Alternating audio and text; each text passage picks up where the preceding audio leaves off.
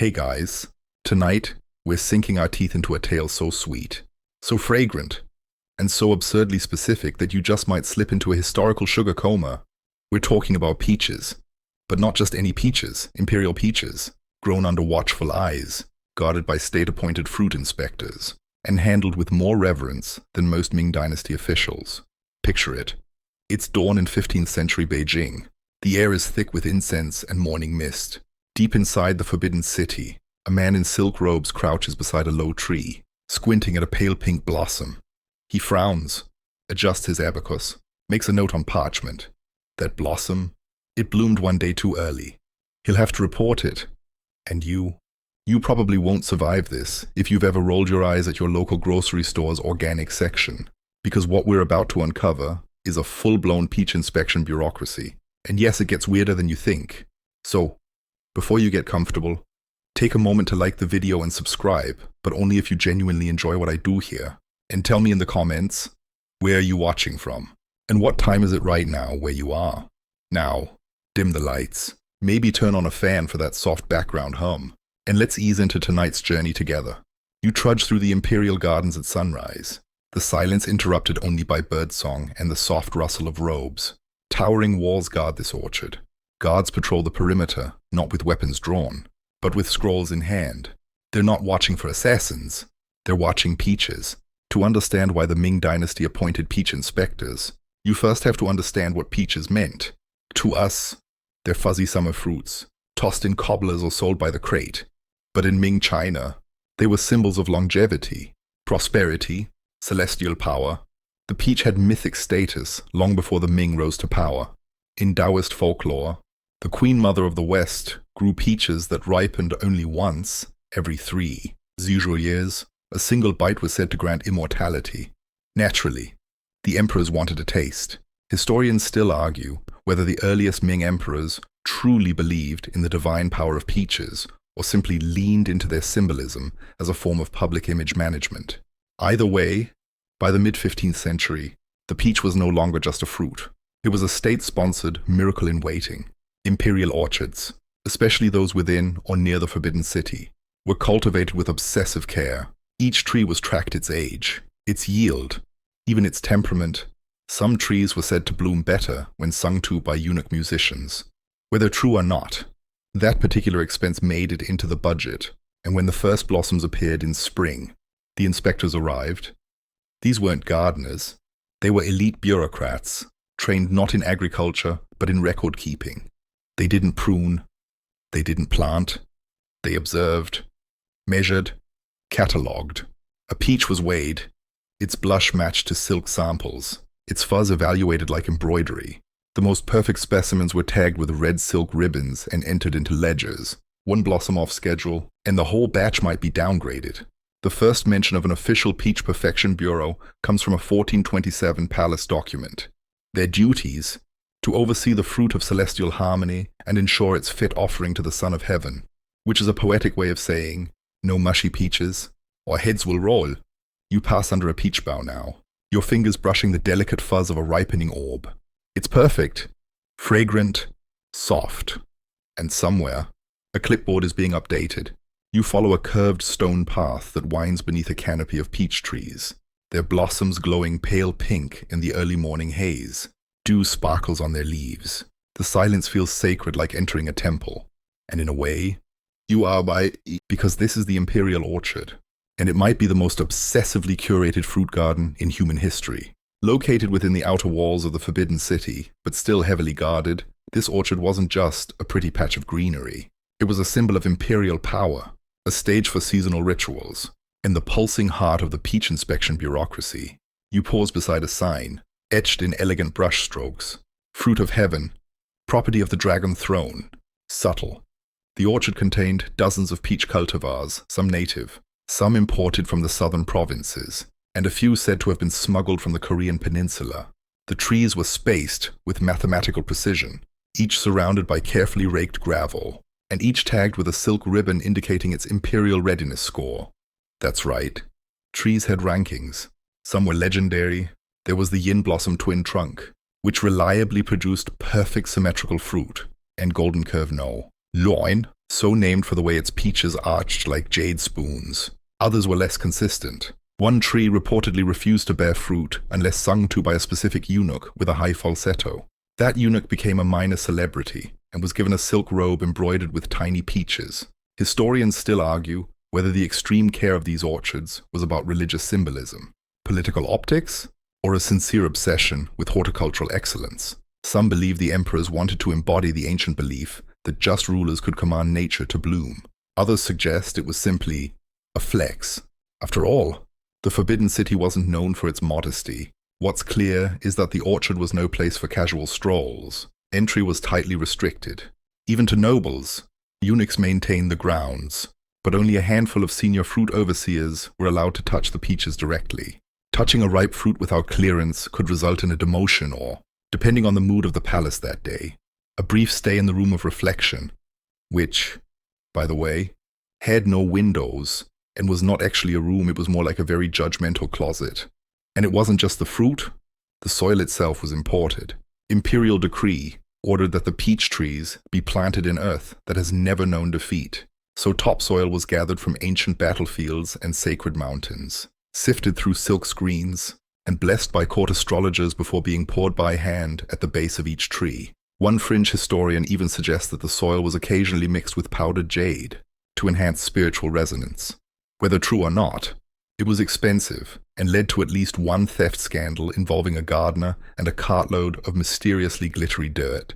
You pass a caretaker kneeling beside a tree, gently brushing dust from its trunk with a foxhair brush. Another nearby murmurs poetry to a swelling bud. You don't interrupt. You just walk slowly, the scent of peach blossom soaking into your lungs, the air thick with a kind of nervous reverence. Because here, in the orchard of emperors, even trees were political, and their fruit, it wasn't food, it was destiny. You step deeper into the orchard, your path narrowing as the trees grow closer together, their branches almost brushing your shoulders. The breeze carries the scent of ripening fruit and something else pride. Because out here, amid whispering leaves and shifting shadows, you're about to discover the Ming Dynasty's most surprising horticultural rivalry, peach versus plum. Yes, a fruit feud.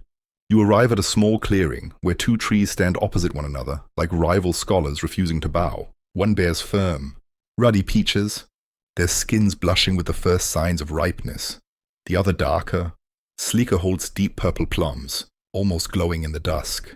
To the untrained eye, both fruits are impressive, but to a Ming court official, only one reigns supreme. While peaches were tied to immortality, prosperity, and imperial might, plums had their own pedigree symbolizing endurance, scholarship, and the noble soul that thrives even in hardship. The plum tree blooms in winter, after all, and that resilience earned it admiration in Confucian circles. But admiration doesn't pay taxes or feed the throne. The peaches had something else. Flash, big, fragrant, soft. They were more photogenic if cameras had existed, and, more importantly, they ripened just in time for the emperor's birthday. Every year, around midsummer, the peaches full bloom perfectly aligned with the most politically charged celebration on the calendar. The plums, too early, or too late, or too modest. Historians still argue whether the elevation of the peach over the plum was a conscious imperial strategy or a happy seasonal coincidence. Some believe a certain Emperor Likely Yongle simply preferred the taste. Others claim court astrologers found more favorable omens in peach pits than in plum stones. Either way, the preference became law. You pass a plaque nailed to one ancient tree, downgraded to decorative status, per Bureau of Seasonal Virtue, 1478, that tree, a plum, and with that decision, entire bureaucracies shifted. More funding went into peach care, more scribes were assigned to peach inspection, and plums, they were quietly relocated to less visible gardens, kept for poets, not emperors. One bizarre document from the late 1400s lists the official fruit hierarchy of the inner court. Peaches sat at the top, followed by loquats, lychees, and somewhere down the line plums, marked with an asterisk and the note, suitable for retired scholars and lesser ceremonies. You imagine the plum inspectors sulking, their budget slashed, their ceremonial robes downgraded to cotton. Of course, some people didn't take the shift quietly. There's a fringe account of a failed protest by a minor court official who attempted to serve a bowl of plums at a banquet for the Empress Dowager. She reportedly responded by saying, "Thank you for this offering of academic disappointment." He was reassigned to pond maintenance in Jiangsu. Still, the rivalry never died completely. Even centuries later, you can find traces of it in poetry, in court records, in the margins of scrolls. Peaches were the fruit of power. Plums were the fruit of persistence. And in the Ming Dynasty, persistence never quite made it onto the throne. You look between the trees, one ripe, one reserved. You smile, because every empire needs a drama, and every drama needs its underdog. You press onward through the orchard, your sandals brushing against the gravel paths, until the trees part once more and reveal something unexpected, an office. Not a shack or a shed, but a proper building with curved eaves, painted beams, and a long wooden desk inside flanked by scrolls, inkstones, and a very tired-looking man with a brush behind his ear. This is the domain of the peach inspectors, not gardeners, not farmers. These were civil servants, ranked and robed, sworn to uphold the fruit standards of the Ming Dynasty with a level of seriousness that borders on the theological. Their full title, Steward Officials of Seasonal Harmony for Imperial Horticulture, though most people just called them the Peach Police. You watch one inspector at work, hunched over a lacquered table, delicately measuring the circumference of a peach using a gold-threaded cord. He frowns. He places it on a silk-lined tray marked 3rd grade.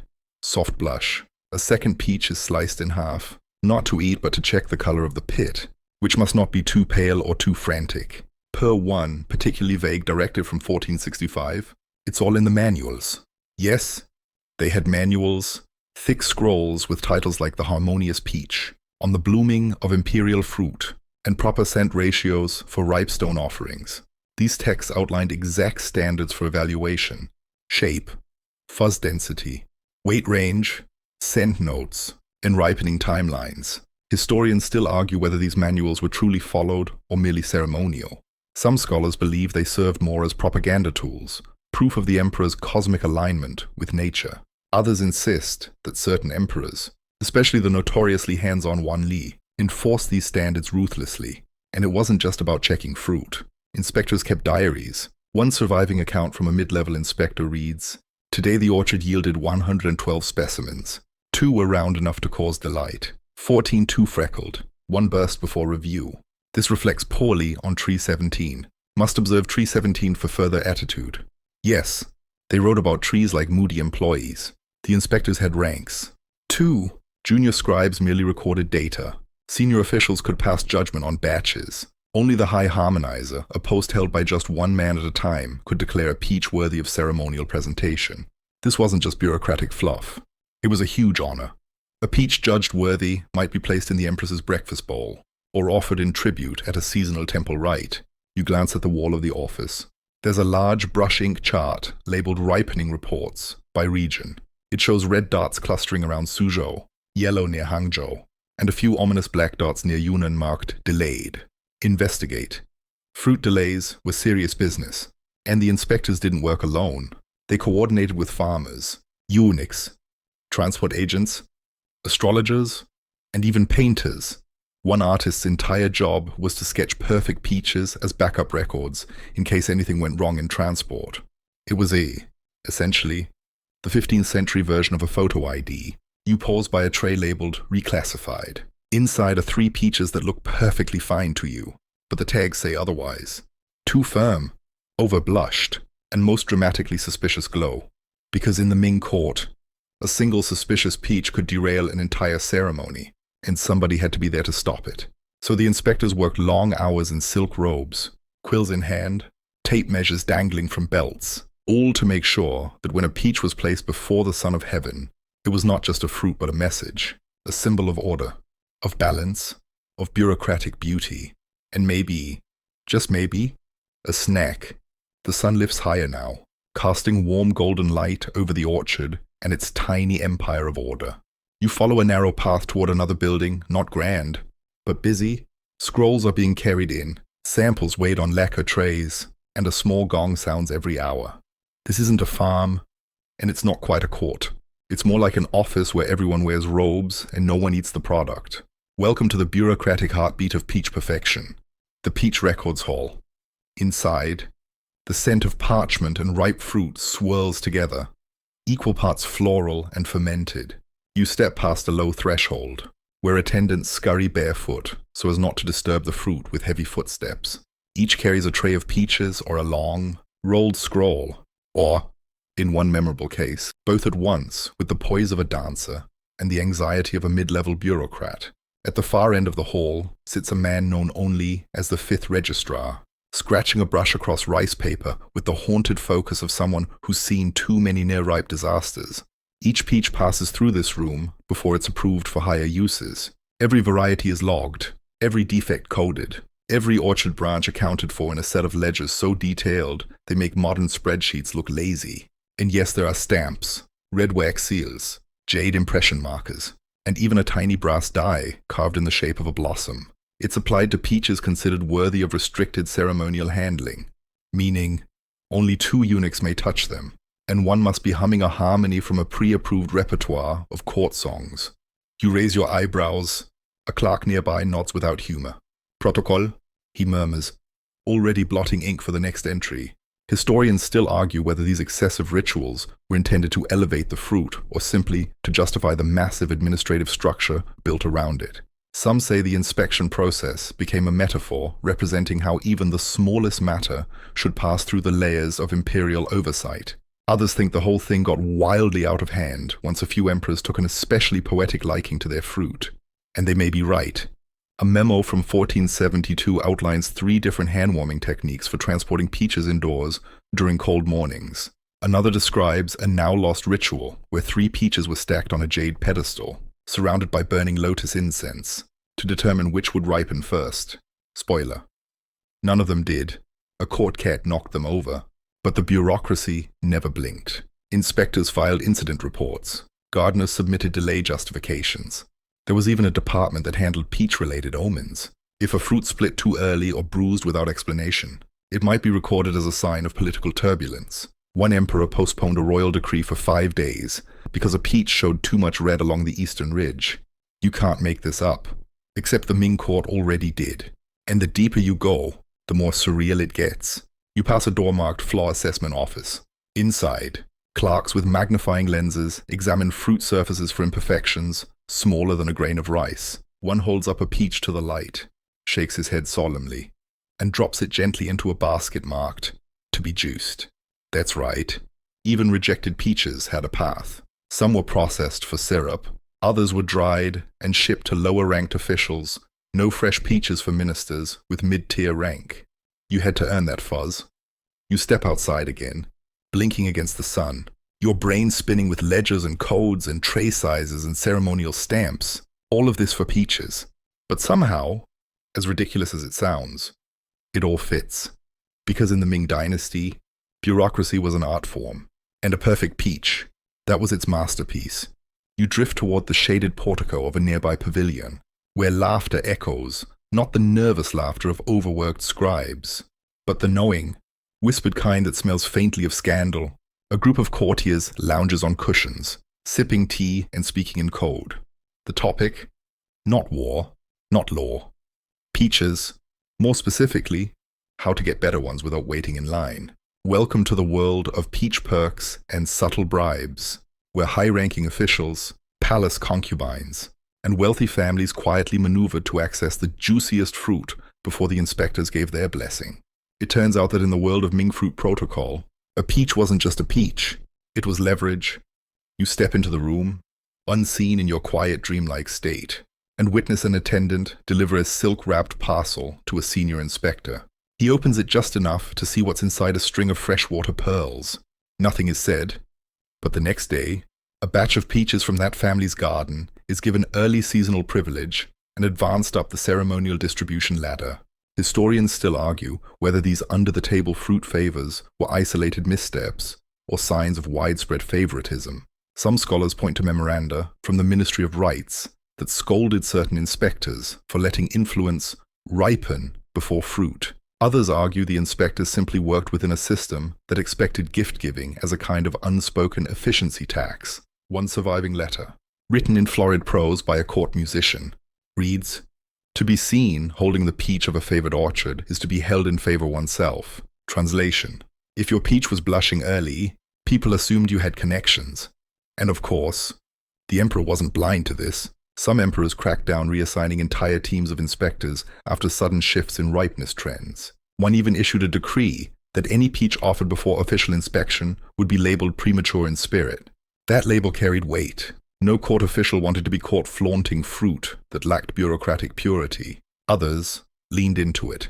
One particularly indulgent ruler, whose name we'll withhold in the spirit of bedtime mystery, kept a private stash of unofficial peaches delivered by favored poets and entertainers. These fruit gifts weren't for ceremony. They were for moonlit snacking and whispered conversations, because let's be honest, sometimes a peach is just delicious. Outside the capital, wealthy landowners began to see opportunity. If the imperial court wanted perfect peaches, why not provide them? Private orchards began mimicking the Forbidden City's cultivation techniques. Some even tried to poach inspectors with offers of country estates and marriage alliances. One inspector, tempted by a plum brandy dowry, defected to a noble family and became their personal fruit auditor. His records still exist, hundreds of pages long, describing every tree on their estate like a royal genealogy. But not everyone was happy. Lower-ranked officials, frustrated by the peach favoritism, began sending complaints. One even tried to start a counter-movement promoting sour apricots as the fruit of virtue. It failed. Obviously, apricots can't compete with poetic immortality. Still, the resentment lingered. In some circles, to be seen with an especially perfect peach was to invite both admiration and suspicion. Had it passed inspection, or had it skipped the line? You pass a young scribe walking nervously through the orchard, holding a peach that glows like rose quartz. He glances over his shoulder, unsure whether to eat it, report it, or hide it in his sleeve. Because in the Ming Dynasty, even a fruit could ruin your reputation, or elevate it beyond measure. You turn a corner near a low stone lantern, and the scent in the air shifts, no longer the ripe sweetness of orchard fruit, but something more ancient, more ceremonial. You've wandered into a courtyard surrounded by vermilion pillars, where silk banners flutter and incense curls into the sky. This is where the rituals begin, because in the Ming Dynasty, a peach was never just something to eat. It was something to offer. At the center of the courtyard stands a raised altar, carved with lotus petals and cloud motifs. On it, a single peach resting atop a dish of polished jade. No other fruit is allowed here. This is part of the annual offering to heaven and ancestors, one of the most sacred rites in the imperial calendar. The peach chosen for this event must pass 7 levels of inspection. First, the orchard examination. Then, the registrar's weighing. Then the high harmonizer's approval. Then the astrologer's timing. Then the priest's blessing. Then the empress dowager's visual inspection, no touching, just peering through a silk screen. And finally, the emperor himself places the peach on the altar. That's the dream. Anyway, you peek into a side room where rejected peaches lie neatly arranged on bamboo mats, each marked with a calligraphy slip explaining its flaw. Blush too bold, fragrance uneven, surface tension unsatisfactory. Even divine offerings are subject to bureaucracy. Historians still argue whether these fruit rituals had religious significance or were more about palace theater. Some believe they traced back to Taoist beliefs in peach immortality. Others point out that emperors often used these ceremonies as photo ops before photography, a stage-managed display of harmony with heaven. And the ritual wasn't limited to one peach. During Ghost Month, when the spirits of the dead were believed to roam, palace officials would leave peach halves at crossroads and shrines. The fruit was believed to deter malevolent ghosts and attract kindly ancestors. In fact, peaches had a long-standing supernatural resume. Taoist texts describe magic wands made from peach wood, used to ward off demons. Folk traditions placed peach blossoms above doors in spring to encourage fertility and good health. One fringe legend even claims that a general in the early Ming once carried a dried peach pit into battle for luck and won decisively. Afterward, he wore it around his neck until his death, whereupon the pit was buried with him in a sandalwood box. Some say the tree that grew from it bore blossoms that never withered. But back to the palace. You step into a quieter chamber, the celestial fruit registry. Here, a monk-like figure in pale robes meticulously records the history of every peach ever used in sacred rites. Each entry includes not only weight and origin, but astrological conditions at the time of harvest and the intended spiritual goal of the offering long life. Peace, favorable rainfall, or safe childbirth. One record reads, offered on the 12th day of the 5th month. Pale blush, hung for 1 hour in moonlight, before placement. Goal, calm political winds after coastal uprisings. Did it work? That's harder to say. But the records note that the uprising subsided 2 weeks later, and so the peach was declared spiritually aligned. Its tree granted ancestral designation status. A small plaque was hung on its trunk. Visitors bowed to it for generations. Even today, in some rural areas of China, people still offer peaches on home altars, a tradition long detached from its Ming bureaucratic roots, but not its meaning. Because for centuries, to offer a peach was to whisper something to the universe, to ask, to hope, to show reverence in fruit form. You step away from the quiet altar room, trailing your fingers along the smooth stone of a ceremonial archway, until you reach another shaded corridor. Here, everything feels tense, but not with spiritual reverence. No, this tension is different. It's logistical, because what you're about to witness is not a religious ceremony or a poetic ritual. This is a logistical operation of terrifying precision. This is the Peach Inspector's Super Bowl, the Emperor's birthday. Every year, on the 12th day of the 6th lunar month, the court scrambled like bees in silk robes to assemble the most perfect, most fragrant, most blushingly ripe peaches in time for the Son of Heaven to celebrate himself. And if you think that sounds simple, remember these peaches weren't just growing behind his palace. They were coming from all over the empire, from the orchards of Suzhou, where the trees were said to sing in spring breezes, from the river valleys of Sichuan, whose peaches ripened just a touch later, requiring extraordinary planning, from high mountain groves where imperial guards watched over trees like sacred relics. And the key to it all, timing. You step into the Peach Coordination Hall, where giant lacquered maps show fruit moving across provinces like military units. Painted lines trace paths from orchard to capital, color-coded by ripeness stage. One inspector murmurs, the Shanxi batch is 2 days ahead. Redirect to Nanjing for buffering. Another checks the humidity integrity chart, a real thing with squinted eyes and furrowed brows, because the fruit couldn't just arrive. It had to arrive perfect. Historians still argue whether this entire system developed organically or whether it was modeled on military logistics. Some say it evolved out of necessity after a disastrous year when a batch of overripe peaches collapsed in transport and stained an entire ceremonial robe. Others argue it was all part of the court's obsession with cosmic alignment. Either way, it was serious business. You pass a wagon outfitted like a luxury spa for produce, silk-lined crates, cushions, moisture-controlled moss gathered from sacred groves, and at the center, a single peach nestled like a jewel, its name written on a ribbon, for the hand of heaven. Yes, individual peaches had assignments. There was the palm peach, the one handed directly to the emperor during the birthday ritual. Then the companion pear, placed on his writing desk for the day, and the ancestral tribute peach, placed at the family shrine, usually blessed the night before. Even the empress had her own wishing peach, often decorated with tiny, edible gold leaf spirals, just in case longevity also required a bit of sparkle. And transporting these delicate divas, a network of couriers so disciplined you'd think they were delivering royal decrees. Each courier rode under special banners, accompanied by guards, followed strict routes designed to avoid bumpy roads, sweltering valleys, and bad omens. There were scheduled handoffs, backup horses, and rest stations stocked with chilled towels and emergency fruit inspection kits. One courier manual even warned, if bruising occurs, do not panic. Find the nearest astrologer and await omens. You watch as a courier dismounts outside the gate and lifts a peach crate like it's holy scripture. It disappears inside, and moments later, bells chime softly to mark its arrival. Everything must happen exactly on schedule, and if a peach arrived too early, it was placed in a stasis chamber, yes. They had those cooled with ice blocks shipped from the northern mountains and infused with camphor to preserve the scent. Too late. That peach never existed. One courier wrote in his memoir, when I handed over the crate, I wept.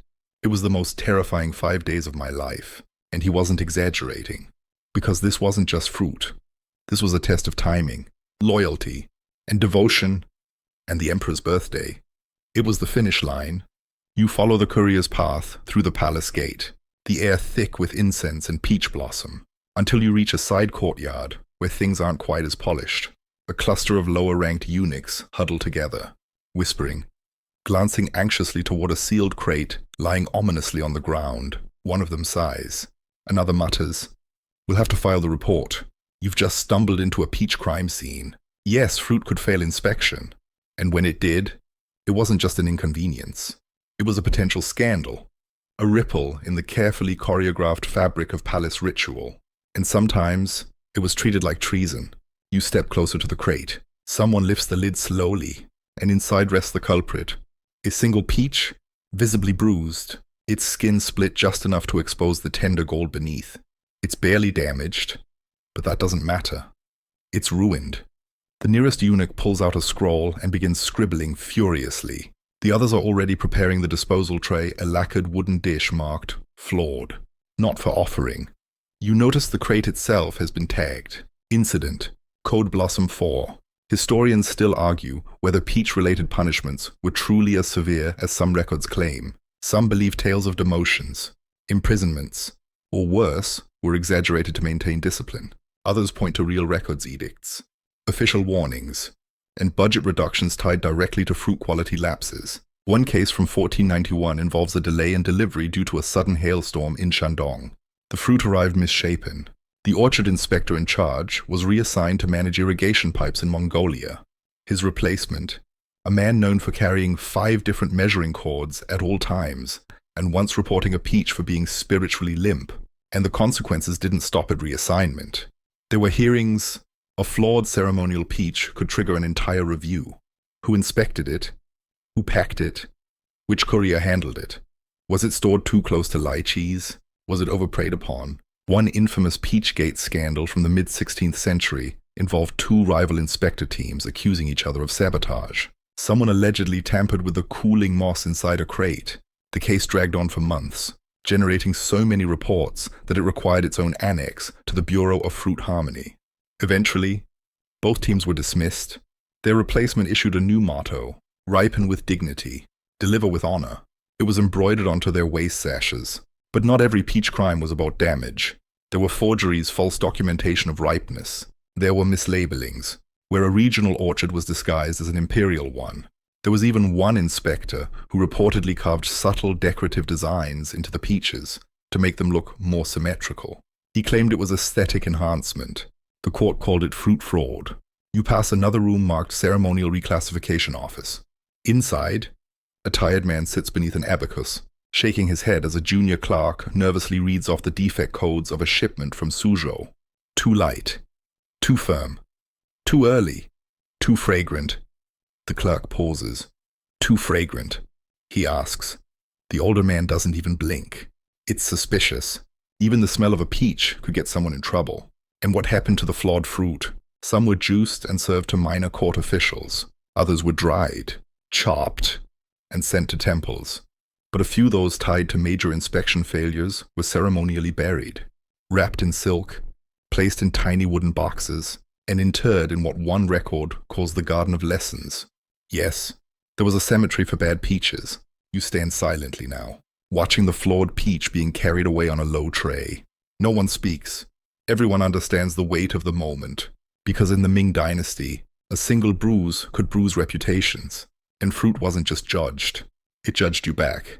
The next morning, sun filters through a haze of sandalwood smoke and golden clouds, and you find yourself following the route of one of the most astonishing systems the Ming ever devised.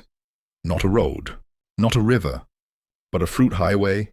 This is the Peach Courier Network, and it is exactly what it sounds like. Stretching across thousands of li from the mountain orchards of Sichuan to the lakeside groves of Suzhou and the imperial gates of Beijing, it was a finely tuned logistical ballet designed to deliver peaches at the exact peak of ripeness.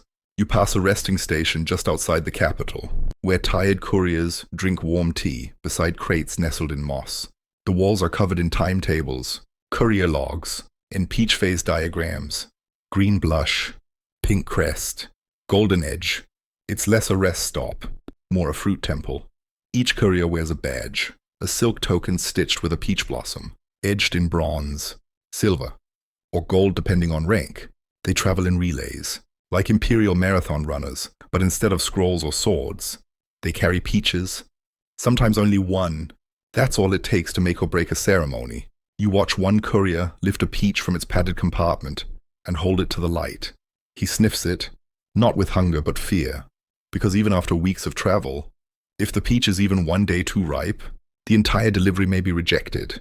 There are reports of couriers weeping at the gate when told they missed the moment of harmony. Some write their own apologies. One man reportedly fasted for 3 days to atone for oversoft flesh. Historians still argue whether this network was truly as vast as the records suggest. Some claim the scale is exaggerated, more legend than ledger, but detailed maps remain, along with annotated route scrolls and weather records, cross-referenced with orchard yield.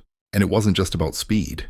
The carriages themselves were marvels of fruit preservation, silk-padded interiors, shock-absorbing wheels, enchanted moss from temple groves to regulate humidity. Some had compartments of compressed snow harvested during winter and stored in underground ice pits for summer delivery routes. Every few li, there were relay stations where the peach was handed off, never with bare hands, always with silk gloves, and always while reciting the transfer blessing, a short verse intended to protect the fruit from harm and bad luck. One verse reads, "Blush be bright, skin be true, let no bump or breeze undo." Poetic and bureaucratically binding. But the most astonishing part, the communication system. Each courier carried a bundle of pre-written messages, tiny parchment slips sealed with colored wax, green for weather delays, yellow for suspected bruising, red for sabotage rare. But real?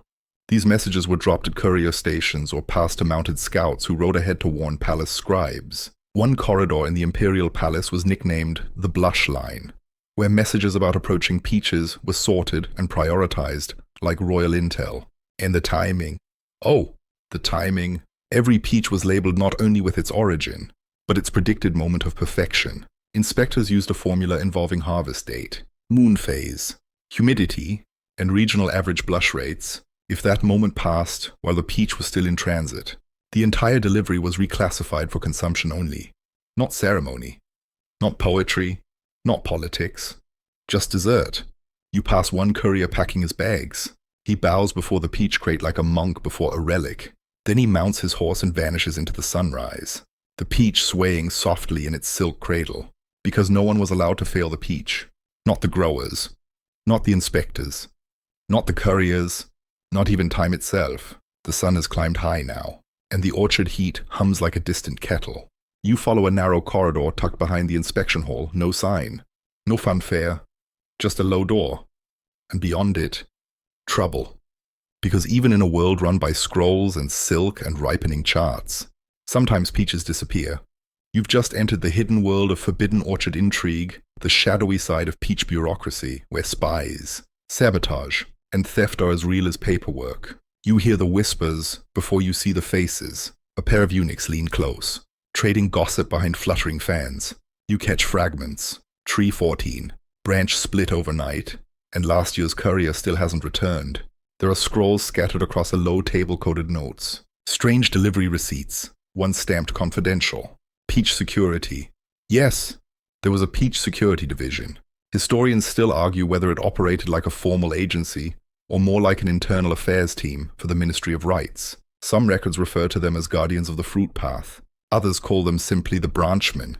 Their job: root out irregularities, investigate missing fruit, prevent smuggling, keep orchard staff in line. They operated at night, walked in pairs, and carried blades not for battle, but for slicing open peaches to check for hidden defects or hidden messages. You walk deeper into the shadows, past a caged window, where you spot a crate chained shut and labeled contaminated. An inspector beside it looks pale. Pest, you ask. He shakes his head. Plum? Smuggling a plum into the emperor's peach crate. That's not just heresy, it's political. You see, in times of court tension, fruit became a stand-in for alliances. Delivering the wrong fruit, intentionally or not, could be read as a snub, or worse, a coded insult. One infamous case from 1509 involved a senior eunuch who swapped 3 birthday peaches with fruit grown outside the approved orchard. He claimed it was an accident. The emperor declared it sabotage. The eunuch was reassigned to latrine duty in winter. In the northern provinces, another plot. uncovered through palace rumors and a particularly chatty courier's diary, involved a noblewoman accused of intentionally underwatering her trees to weaken the ceremonial supply and promote her cousin's orchard instead. Her trees were removed. Her cousin's promotion was denied. The entire extended family was banned from any ceremonial fruit function for 3 years. You pass a scroll on a desk. It reads, Memo, reissue the lock inventory for the ceremonial grove. All peach contact tools must now be signed in and out with brush seal verification. Even tools had to be tracked. In some parts of the orchard, the trees were surrounded by foot-wide moats, not for irrigation, but as barriers against nighttime sabotage. One orchard in Suzhou reportedly trained geese to honk at intruders. They wore tiny bells and were fed exclusively on imperial leftovers. Yes, there were guard geese for peaches, and sometimes the intrigue wasn't about the fruit at all. It was about the trees. One anonymous report describes a plot to graft a foreign variety onto an imperial rootstock if successful. It could have altered the fruit's flavor and shifted inspection rankings. The scheme was discovered when a junior gardener noticed a too foreign floral note in a sample. The tree was uprooted and burned. A small poem was later written in its honor. Blossomed not by birthright, fell by hand unseen, sweet ambition, scorched. You step out of the shadows, blinking in the sunlight again. The orchard looks the same, calm, harmonious, but beneath those blossoms, it's anything but peaceful. Because here, every fruit has a future, and someone, somewhere, always wants to rewrite it. You emerge from the covert shadows of the orchard's intrigue and into a long, colonnaded hallway where the walls pulse with ink and metaphor. This is no inspection station, no transport hub. It's quieter here, the kind of quiet that smells like old parchment and damp stone. You've just arrived at the Hall of Peach Poetry and Propaganda, because in the Ming Dynasty, peaches weren't just eaten, offered, or escorted, they were also written about, obsessively, and not just in grocery list-style reports. No, these were verses, essays, official declarations, and imperial poems, all blooming with peach symbolism like petals in spring wind. You stop before a scroll hanging in a carved wooden frame. The brush strokes flow gently. Upon the branch, a blossom sways, as heaven bends through blushing haze. A fruit not yet, but nearly so, much like the realm it serves to grow. That wasn't a random court poet. That was the emperor himself. Many Ming rulers fancied themselves part-time philosophers, full-time poets, and absolute masters of metaphor. And no metaphor was more overworked, more juicily layered than the peach. Peach as empire, peach as purity, peach as a warning, peach as a dream. You step farther in, where scholars crouch beside scroll cabinets labeled fruit-inspired oratory, provincial level, and peach usage in seasonal praise ceremonies. One drawer is marked simply, Emergency Sonnets Rot Prevention. Historians still argue whether these florid documents had real influence or was simply ornamental puffery literary filler to make the emperor look benevolent and fruit-obsessed in equal measure. Some point to a decree from 1543, where the emperor announced tax relief in celebration of this year's peaches, whose perfection mirrors the harmony of the people. Others suggest the fruit was a stand-in safe. Beautiful, non-political but loaded with implied meaning. Praise the peach, and you might also be praising the ruler's fertility, foresight, or divine alignment. Of course, things occasionally got out of hand. One over-enthusiastic poet laureate penned a 900-line ode titled Song of the 17 Fuzzies. It described the peach skin's microscopic hairs in painstaking detail, then equated each to a virtue of the emperor. He was eventually promoted and also never invited to dinner again. You pass another scroll, this one etched into wood, reserved for public display during harvest festivals. It's propaganda in couplet form. Strong are the roots of the sovereign tree. Ripe are the fruits of our loyalty. Catchy. These verses were printed, sung, even painted on ceramics. Entire porcelain sets survive with imagery of peaches served on floating lotus leaves, surrounded by calligraphy that urges harmony, patience, and obedience.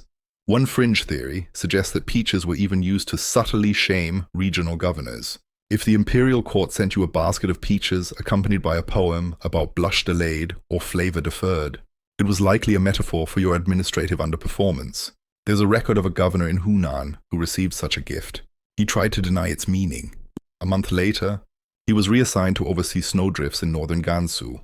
Even commoners joined the poetic fruit frenzy. Farmers in southern provinces would carve poems into peach pits and wear them as pendants. Tiny, private tributes to the fruit that kept them fed and, with luck, kept them on the emperor's good side. And then there were the children's rhymes, often sung during planting season. Peach on the tree, watch it grow. Peach in the crate, check the glow. Peach on the plate, don't go slow, or the harmony clerk will know. Silly. Yes, but it worked, because poetry gave the peach its voice, and that voice echoed all the way to the throne. The afternoon stretches long across the palace walls as you make your way down a narrow path that veers far from the carved dragons and jade fountains of the inner court. Here, there are no silk robes or lacquered crates, just dust, bark, sweat, and the clink of tools against dry earth.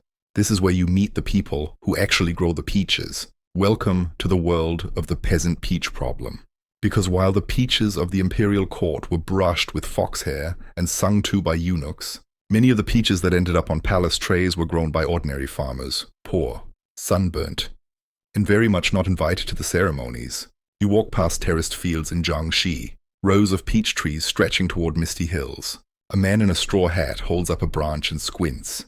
His family has grown peaches for 4 generations, he tells you. And each year, inspectors come. They don't ask. They declare, these, they say, are imperial grade, these sty, and that's that.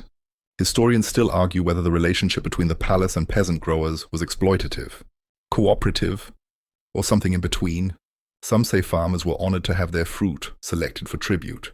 Others say it was just another burden, like taxes, conscription, or drought, except worse, because you couldn't eat what the emperor took. The tribute peach system was complex. Every region had quotas, X number of ceremonial quality fruits per season.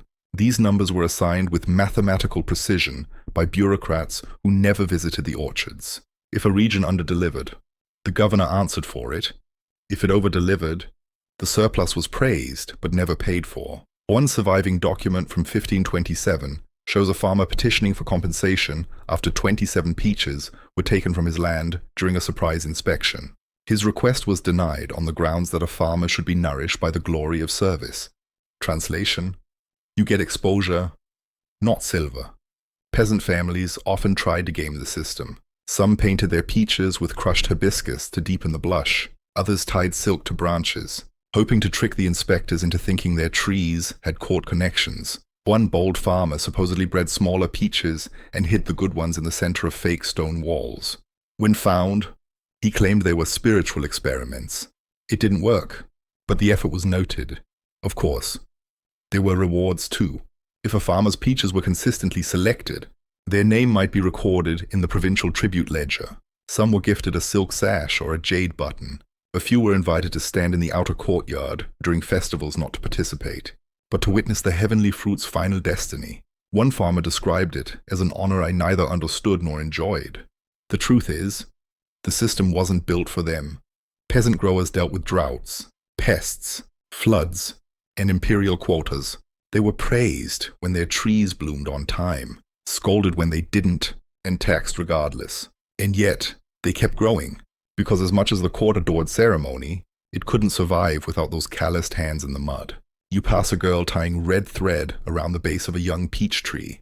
She smiles. Her grandmother says it keeps the worms away. Maybe it does. Maybe it just looks beautiful. Maybe, like everyone else in this empire, she's participating in a story much bigger and stranger than she realizes. Because while the emperor received the peaches, the people planted them. The light shifts again, tilting golden over the treetops, and the orchard sighs under the weight of approaching dusk. But for the inspectors, for the scribes, for the gardeners and eunuchs and couriers, there's no sigh of relief, only the tightening pull of the season's most dreaded stretch. You're now deep in seasonal madness. That is the short and sleepless window when every peach ripens at once. You stand at the edge of the inspection compound, where crates are stacked 3 high, eunuchs dart back and forth with scrolls and sample trays, and the sound of brush strokes blends with frantic whispering. This isn't an orchard anymore. It's a war room, and the enemy, time, Because the Ming bureaucracy had one great fear, even greater than flawed fruit or forged documents, and that was overlap. When too many peaches ripen at the same time, everything breaks down. Storage, transport, even poetic metaphor. There's only so much praise one emperor can distribute in a week. And during seasonal madness, things get weird. You watch an inspector argue with a courier about humidity predictions. A clerk faints next to a stack of oversweet samples. Somewhere, someone is furiously rewriting a ceremonial blessing to accommodate batch inconsistency. Historians still argue whether seasonal madness was a structural failure of the tribute system or a natural consequence of peach biology. Some say it was proof that bureaucracy can outpace nature. Others suggest it was an intentional test, an opportunity to see who cracked under pressure and who deserved promotion. You pass a chart titled Harmonized Blush Rotation, Emergency Week. Below it, 3 baskets of nearly identical fruit, each tagged with cryptic brush marks. One says barely premature. Another, ripe in spirit, not in flesh. The third, acceptable if not oversniffed. This is not a joke. During peak ripening, palace protocols allowed for triple inspection shifts, up to 18 hours a day. In some cases, inspectors were given herbal tonics to stay alert. One official diary includes the line, "I dreamed of fuzz again. I awoke with juice on my sleeves." Even emperors noticed. One ruler wrote in a private poem, "Let my name rest not on cracked stones, but on the fruit still warm with morning light. Yet if my court must stagger for that glow, then harmony can wait for nap." There were strategies. Of course, some orchards were located at slightly different elevations to stagger bloom times. Others experimented with shade screens or moonlight exposure to slow ripening. One team even tried playing music with slower rhythms to calm the trees. The results were inconclusive. And as the season surged, rules got flexible. One decree permitted the use of emergency poetry when standard blessings ran out. These were short, haiku-like couplets that could be stamped directly on crates. Peach not perfect, but try not to look too close. It came a long way. Even storage chambers filled to capacity. Peaches were placed on silk cushions in the hallways, under staircases, behind ceremonial screens. One visitor wrote, "I bowed before what I thought was a deity. It was a peach on a plate in the dark." And through it all, the scribes scribbled, the couriers galloped, the trees whispered, and still the fruit kept coming. Because peaches don't care about bureaucracy. They ripen when they're ready. In the Ming Dynasty, it had to keep up. The moon rises now, casting long shadows across the peach groves, and the orchard is hushed not with peace, but with the eerie quiet that follows a storm. You walk past crates still warm from the day's sunlight, past tired clerks slumped over ledgers, and finally into a pavilion lit only by lantern glow. Inside, a single word hangs heavy in the air. Fraud. Welcome to the peach world's strangest underbelly. Fake peaches and counterfeit fruit. Yes, it happened. It really happened, somewhere between imperial obsession and logistical chaos. People realized there was a black market for good-looking peaches, not for eating, but for presentation. The Ming court demanded fruit that not only tasted perfect, but looked divine. And where there is demand, there is always deception. You crouch beside a confiscated basket marked illegitimate. The peaches are eerily flawless. Too flawless. No bruises, no scent, skin taut as silk. One is sliced open. Inside, dyed white radish. Historians still argue whether fake fruit was widespread or rare scandal. Some claim it was an urban myth passed among courtiers to justify bad inspections. Others point to actual reports, sealed edicts, and banishment records mentioning fruit mimicry of criminal intent. One famous case involved a noble family in Hangzhou who used wax-coated, hollowed-out peaches filled with soft melon pulp. They claimed the texture was air-ripened. A suspicious inspector exposed the fraud by plunging a jade hairpin into one. The case became legendary. The entire family lost their ceremonial peach privileges for a decade. You pass another record of peach lacquerers, artisans paid in silver to paint over blemishes using powdered silk, crushed beetle shells, and tinted egg whites. Their work was so convincing that one peach even made it into the emperor's seasonal offering, before it collapsed in the heat.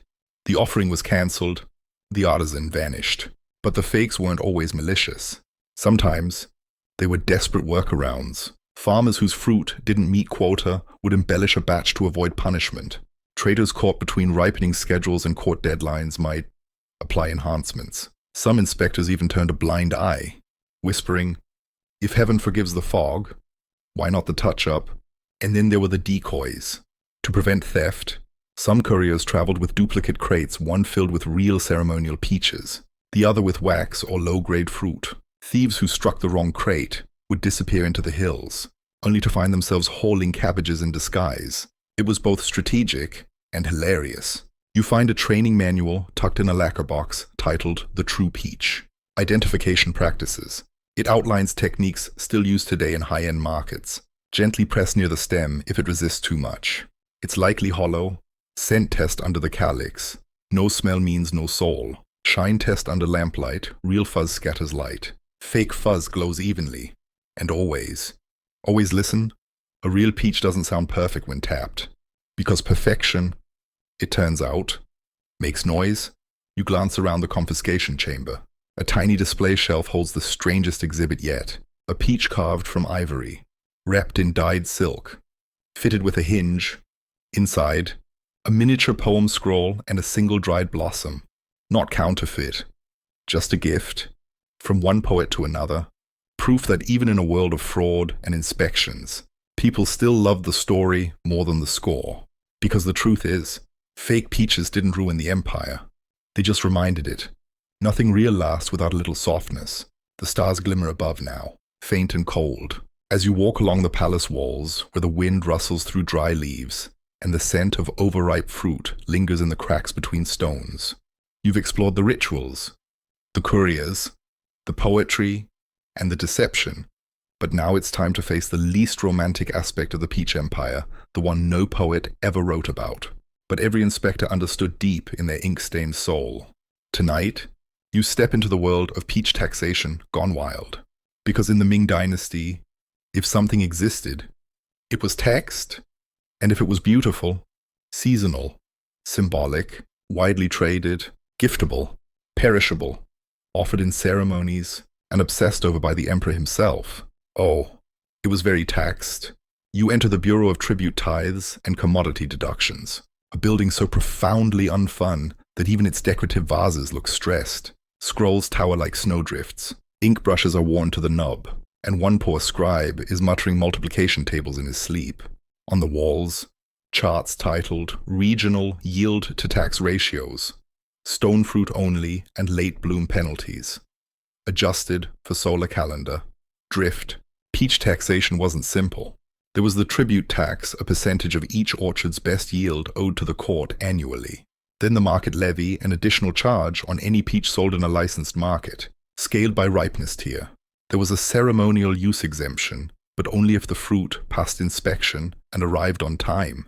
And don't forget the miracle harvest surcharge for any orchard that produced unusually perfect fruit 3 years in a row. Because if you were that lucky, the tax office assumed you were hiding something. Historians still argue whether this system was designed to promote quality or simply to fund the palace's increasingly peach-centric operations. Some point to ledgers from the Ministry of Revenue showing peach taxes accounting for up to 7% of provincial levies during peak harvest seasons. Others argue the numbers were cooked much like the peaches in the imperial kitchens, and just to make things messier, taxes could be paid in peaches or in money. Some farmers preferred to hand over crates and be done with it. Others tried to bargain, offering lesser fruit and making up the difference with coins. Rice, or labor hours. One official record details a man who tried to pay his peach tax in songbirds. He was gently reminded that birds do not ripen. The complications didn't stop at the orchard. Merchants selling peaches in major cities were required to display fruit licenses, tiny slips of red-stamped parchment showing origin, harvest date, and classification tier. These licenses were expensive, and if expired, a merchant could have their entire cart confiscated, even if the peaches were still juicy. One surviving court document from Nanjing recounts a scene where a merchant was fined for selling overly poetic peaches without the proper symbolism tax. Apparently, his fruit bore hand-painted blessings. The court's ruling, art adds value, value adds tax. And if that sounds absurd, consider this. In certain provinces, noble families with large orchards were taxed per tree, not per fruit. This led to an outbreak of tree-hiding orchards designed with winding paths and false fences to confuse inspectors. One auditor famously wrote, "I walked in circles for hours. The trees outnumbered the goats. I am still counting." Naturally, all of this inspired resistance. Farmers protested quotas. Merchants forged licenses. Inspectors took bribes. There were rumors of entire villages painting apples to look like peaches. It didn't work. Too crunchy. Some even claim that the taxation frenzy once caused a rural tax official to snap, ride into town wearing nothing but a peach crate, and declare himself fruitless and free. You walk now past a tax scroll so long it curls like a sleeping dragon. On the final page, written in shaky calligraphy, is a quiet plea. May heaven forgive the fuzz, because in a world where every peach had a price, the greatest miracle wasn't perfection, it was survival. You leave behind the tangled scrolls of taxation and step out into the cool night air, where lanterns sway gently above a wide courtyard, paved in polished stone. But this is no orchard, no market, no inspection hall. This is the hall of petitions, and tonight it smells like smoke, old ink, and something delicate packed in cedar wood. You're about to witness something rare and deeply weird. Peach diplomacy. Because during the height of the Ming Dynasty, the court didn't just consume peaches. They exported them as symbols, tools, even weapons of soft power. And yes, there were entire foreign relations strategies based on fruit. You step into a receiving chamber lit by glowing braziers. Two visiting envoys from a distant kingdom kneel on embroidered mats, waiting. They've come not for gold or grain, but for something far sweeter. Access to the imperial peach groves. That's right. In the intricate dance of East Asian diplomacy, a box of peaches could sometimes mean more than an army. Historians still argue whether the practice began as an intentional gesture of peace or simply as gift inflation gone wild. One theory claims a small tribute of peaches was once offered to the Joseon court in Korea, only to trigger a wave of royal poetry and a request for an annual shipment. The Ming, pleased with the diplomatic flattery, obliged, and a tradition was born. But not just any peaches would do. These were selected, packaged, and sealed under the supervision of the Ministry of Rights, handpicked from top-tier trees, wrapped in silk, nestled in lacquer boxes, and adorned with wax seals bearing auspicious characters. They were treated as holy offerings, except they were also bait, because with every peach gift came expectations. A smooth harvest gift meant your tribute shipment was acceptable. A sweet one. A subtle nudge for more favorable trade terms. A slightly underripe peach could signal mild dissatisfaction. One particularly bold envoy was once sent a peach with the stem removed, interpreted as your branch has grown too bold. The message landed. His rhetoric softened. The most legendary of these gifts was the twin blossom offering, a pair of perfectly matched peaches, one slightly smaller than the other. They were sent with a poem that read, "The large does not eclipse the small. Each ripens under the same sun," a graceful way to say, "We see you, but stay in your lane." Foreign delegations sometimes return the gesture. The Ryukyu kingdom once sent back a golden lacquer bowl filled with preserved peach slices, carved into lotus shapes. The Ming court responded with another crate, this time tied with white ribbon, a nod to restraint and discipline. But not every peach exchange went smoothly. There's the infamous sour fruit incident of 1574, in which a shipment sent to a visiting Mongol delegation arrived overripe and leaking. The envoy took it as an insult, refused the entire gift, and stormed out. The emperor was reportedly furious, but not at the peaches. At the packer, he was reassigned to warehouse ventilation, for life, and still, the peaches kept flowing, to Southeast Asian courts, to Buddhist monasteries in Tibet, even, once, to a European Jesuit visitor who described the taste as like biting into the sun, whether diplomatic theater or genuine delight. The peaches became currency for relationships, non-verbal negotiations wrapped in fuzz and poetry. You pass a display case where one of these diplomatic peach crates still sits. Black lacquer, gold inlay, a faded ribbon still clinging to its corner. The tag reads, "Delivered by moonlight, accepted without reply." No one knows what that silence meant. Maybe it was reverence. Maybe it was restraint. Or maybe it was just too delicious to interrupt with conversation. Because in the Ming Dynasty, sometimes peace came in pairs, and the best treaties could be peeled. You walk beneath the moon's glow now, its pale silver light spilling across silent courtyards and shadowed colonnades. It feels peaceful. But tonight, You're heading toward one of the strangest years in the entire Peach saga, the year the system itself almost collapsed under its own perfection. Welcome to the almost forgotten tale of the Peach Inspector's revolt. No. There were no pitchforks, no flaming torches, just stacks of scrolls, aching wrists, and one dangerously symbolic act of bureaucratic resistance. It happened in the summer of 1603, at the height of the harvest season. The emperor, obsessed with omens, had demanded twice the usual ceremonial offering. Rumors had swirled of celestial unrest, a red comet, an earthquake. The people were nervous. The solution, apparently, was more peaches. You enter the Hall of Harmony now, where the rebellion began, not with shouting, but with a missing report. A single inspection scroll was not filed on time. No explanation, no courier, no seal, just silence. At first, it was dismissed as a delay, but the next day, 4 more reports vanished. Then an entire crate of second-tier blush-class peaches was simply never processed. Inspectors claimed they had gone blind from repetition. One even declared his brush had developed a spiritual allergy to symmetry. Soon, it was clear this was intentional. A quiet, paperwork-based mutiny. Historians still debate whether it was coordinated or spontaneous. Some scholars believe the inspectors had simply reached a breaking point, overworked, underslept, and drowning in double quotas. Others suggest a silent pact among mid-level clerks who wanted to expose the absurdity of a system that demanded divine fruit from mortal trees. The palace response? Panic. Officials launched emergency reviews. Replacement scribes were summoned from other ministries. Several orchard gates were sealed while they conducted an internal audit titled Scroll Compliance and Fruit Destiny Metrics. That's not a joke. It's a real document.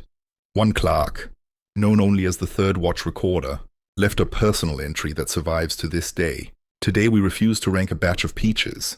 They were perfect, but we were not. May heaven judge not only the fruit, but the fingers, and still the resistance grew. Inspectors began rejecting entire categories. Too symmetrical, too fragrant, too untrustworthy in tone. Some held up 2 identical peaches and declared both unworthy due to mutual arrogance.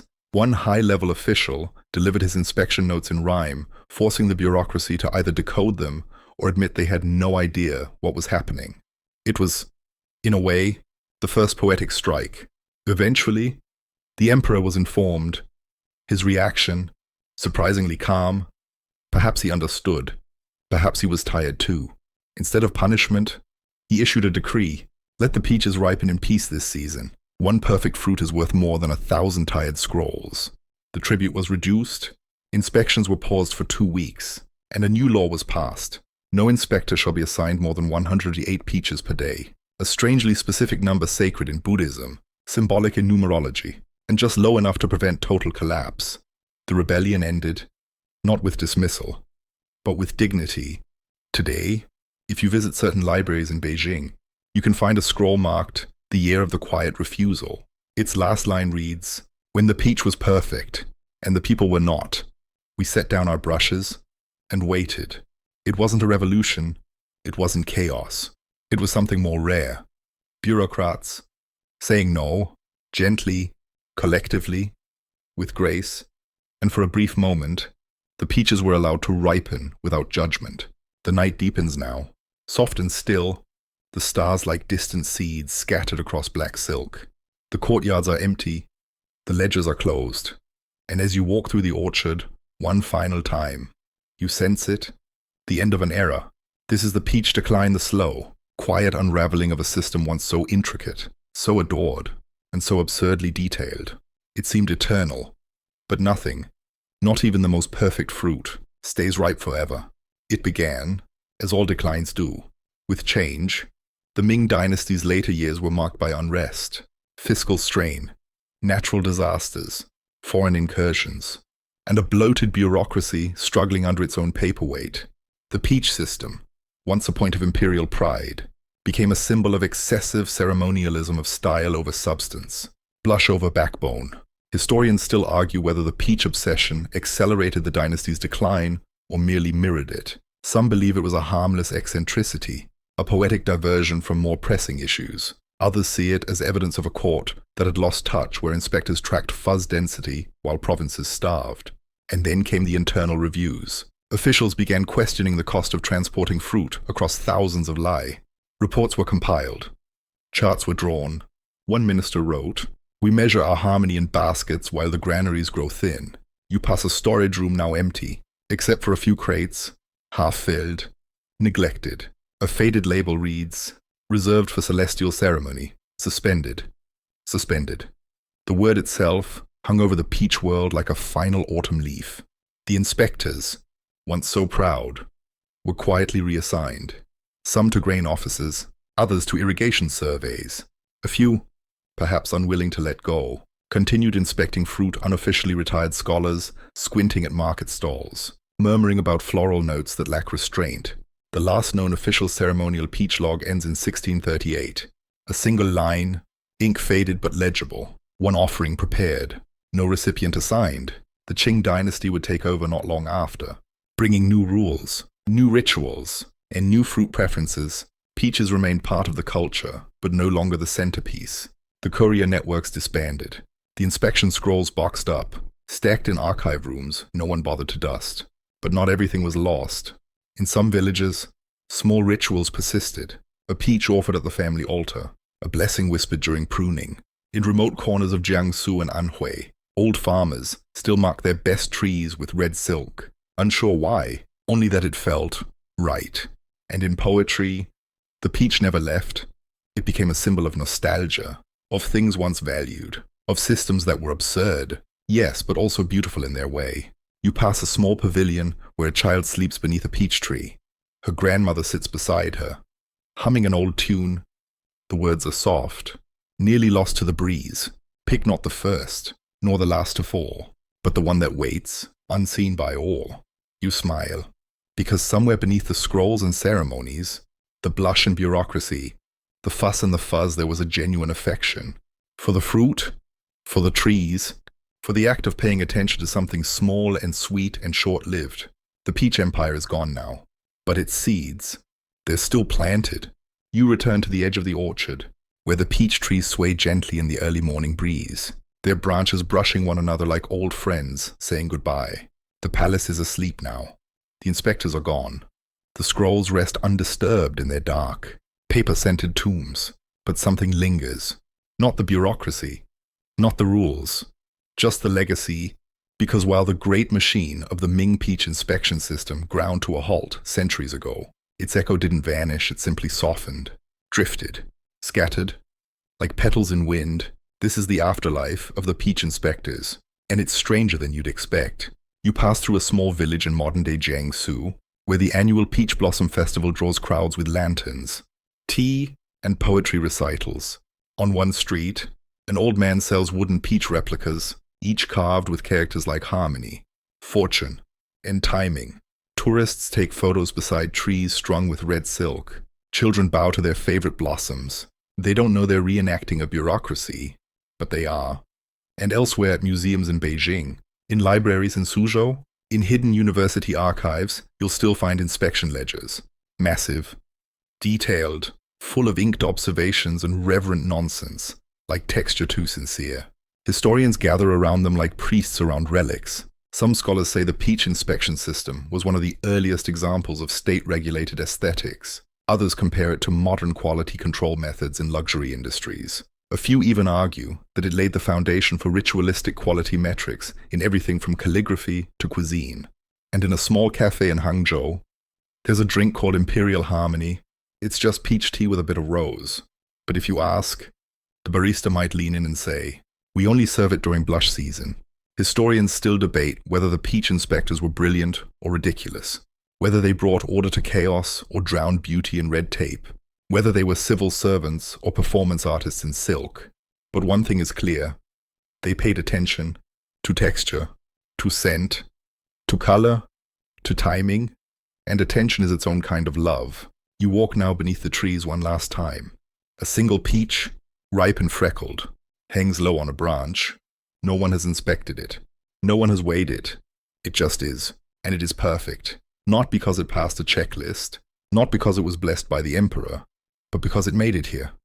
because it survived, and in this final breath of night, before the sun returns, you understand something quiet and soft and beautiful. Sometimes, the most absurd parts of history are also the most human. Sometimes, you need a scroll to tell you to look at a peach, and sometimes, you just look. The air stills now, the lanterns dim, and the orchard so full of laughter, footsteps, scrolls, and secrets returns to its truest state. Silence. You feel your shoulders soften, your breath slow, the world outside fades, replaced by a simpler one. Soft petals drifting through dawn mist, gentle breeze against old bark, and fruit that asks for nothing except time. The inspectors are gone. Their ledgers are closed. But what remains isn't the system. It's the spirit of care, of absurd detail, of people watching something grow not because they must, but because they can, because somewhere inside the ritual, inside the obsession, inside the perfect peach, there was joy. And isn't that what we all look for? A single sweet thing in a world too fast, too loud, too sharp. So let this peach be that for you. Let it remind you that even in an empire of inspections, there were quiet moments. Moments where someone set down their brush, looked at a blossom, and just smiled. Now, dim the lights a little further. Turn your pillow. Let the trees sway behind your eyes. Let the paper rest. Let the fuzz drift. And let yourself fall softly, gently, into sleep, where maybe, if you're lucky, you'll dream of perfect peaches,